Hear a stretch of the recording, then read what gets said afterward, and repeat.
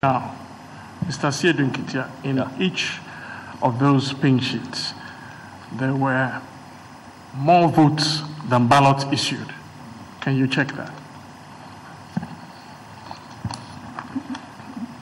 My Lord, the indication on the face of the pink sheet is that with AB 000020,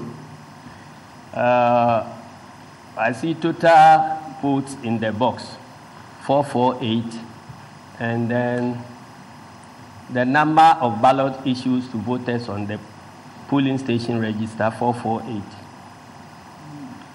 And then with all the rest, the number entered as number of ballots issued appears higher than the number, appear lower than the number of votes in the box. And this is a classical example of a situation I'll describe as on the face, I'll describe as some unidentified material in the box. So this cannot happen and pass on to declaration undetected. So I would say without any fear of contradiction that this can only happen out of clerical errors, entry errors on the pink sheet.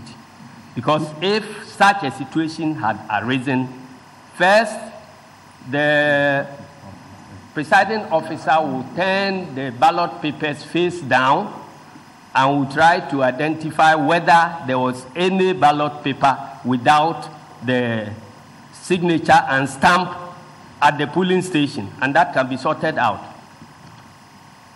The officer can also look at the range of serial numbers and will be able to identify which ballot paper was not issued from the station. That can also be sorted out.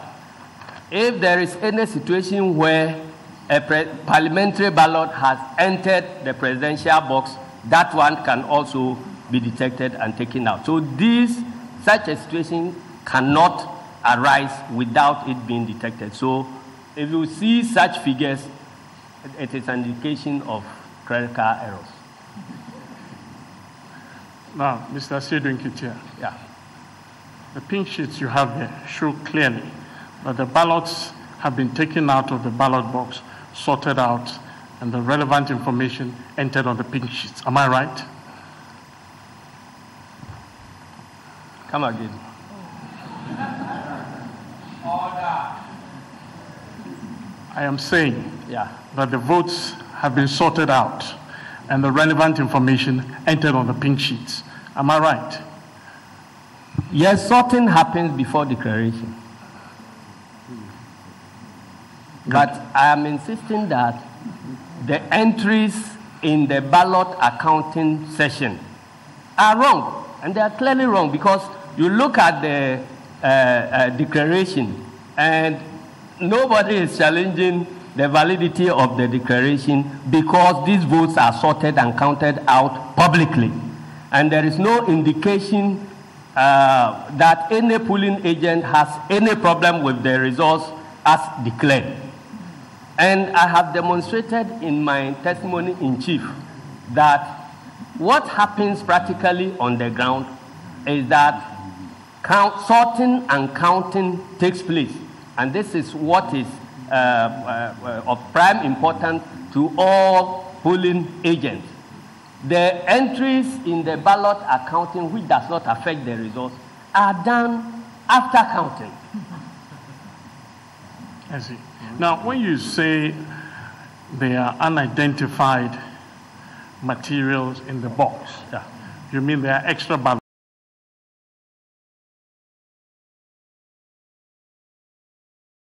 But there may be other material too. What is other materials, like what? My Lord, if I may explain.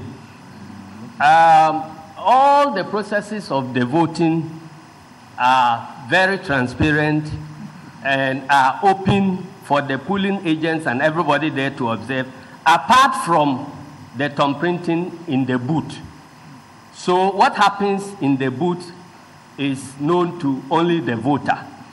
So, my Lord, it is perfectly possible that you enter the booth, somebody can enter the booth with an extra ballot paper. And mind you, nobody is searched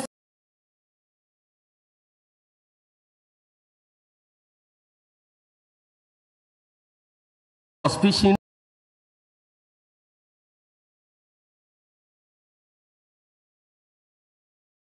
officers there to do searching. Apart from that, people enter the polling booth unsearched. So it is entirely possible that in the polling booth, somebody can add, another ballot paper or any other material and fold it together with the ballot box. And when he comes out and is dropping it in the box, nobody has any means of knowing that you have folded one paper or you have folded two papers. So it is a regular occurrence at polling stations, and that is why the electoral measures are designed to deal with such a situation, so that after voting, you open the box, do the physical counting to ensure that the papers, the ballot papers, tally with the number issued. If it doesn't, then you go through the motions like checking the serial numbers on the ballot papers in the box, checking the stamp and signature of the presiding member behind the ballot papers, and you'll be able to identify the wrong material, pick it out, and then the other votes are not affected. They are sorted, counted, and declared. That is why every polling station has a stamp with its own number, and then the presiding officer has to sign behind every ballot paper. These are the measures that are put in place by our electoral system to take care of any such situations.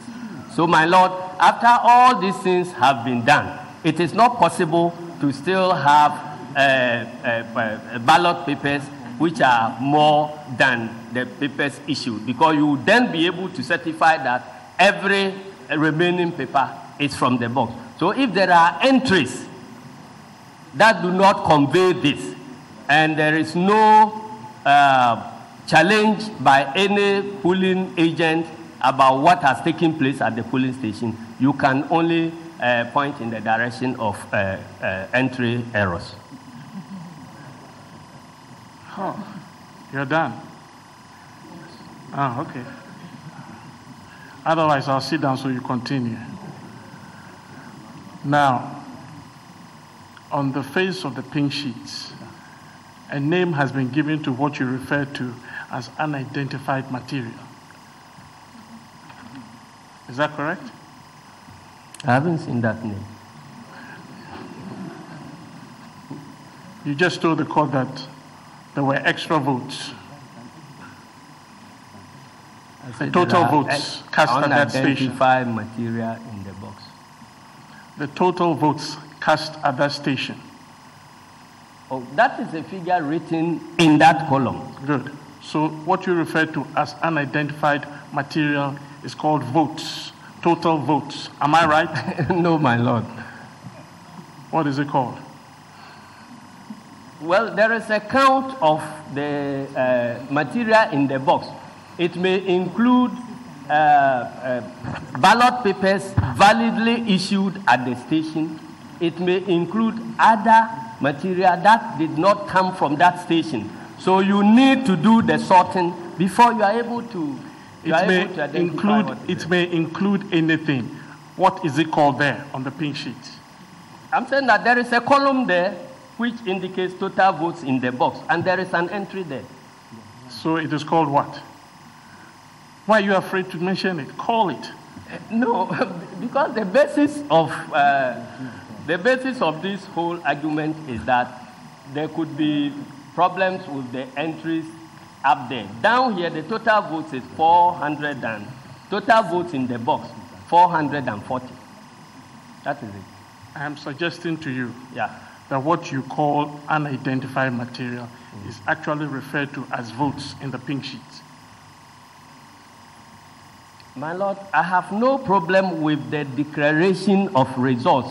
I am talking about a situation where there could be unidentified material. But I'm also saying that in this case, it is not.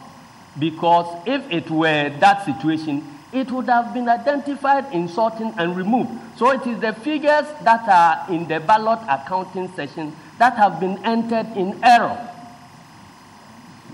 Now, Mr. Asiedu Nketia, you have told this court that in your view, the only situation of overvoting is when the number of votes exceed the number of registered voters. Am I right? Yes, my Lord. Now, in a situation where the number of votes exceeds the number of registered voters, what you call the excess? Where the number of votes exceed the number of registered voters, the results are cancelled. What will you call the excess votes? I don't have any name, but the results there are cancelled.